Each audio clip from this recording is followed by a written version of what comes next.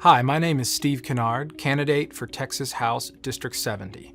I'd like to thank Governor Abbott for his leadership in calling a special session to focus on school choice and parental rights. My job is to make sure we get across the finish line a piece of legislation that will return mom and dad to being in charge of their child's education in the great state of Texas.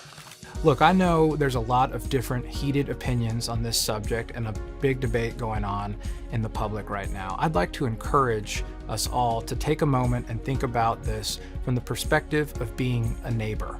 The reality is that a lot of our neighbors are struggling with the current school system that just for different reasons isn't providing the right solution for their family. I've seen this firsthand in our community, and I don't think that this needs to be an issue about being against any particular school or against any particular system. It's about respecting our neighbors and lifting them up and putting parents in charge and families in charge of the education of the children. I think that's the way forward, and it's the way we build the workforce for the future.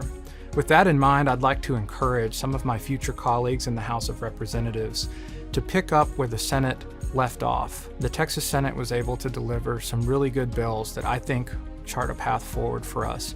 And I'd like to highlight 3 concrete examples and just say that I look forward to working on this issue and representing families throughout Collin County so that we can all have educational freedom.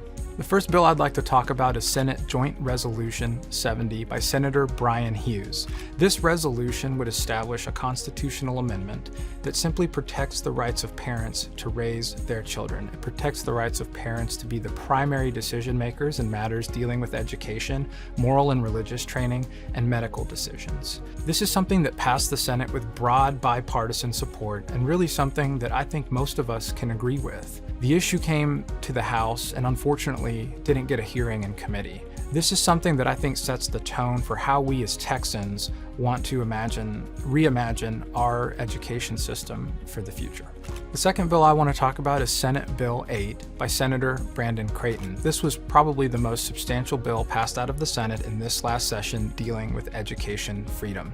It intends to deliver freedom to parents to guide the education of their children through education savings accounts with an $8,000 per year allocation so that parents, families, and students can come together and find the best solution for them and let the investment that we make follow those students so that they are best served. I'd also like to highlight Senate Bill 176 by Senator Mays Middleton.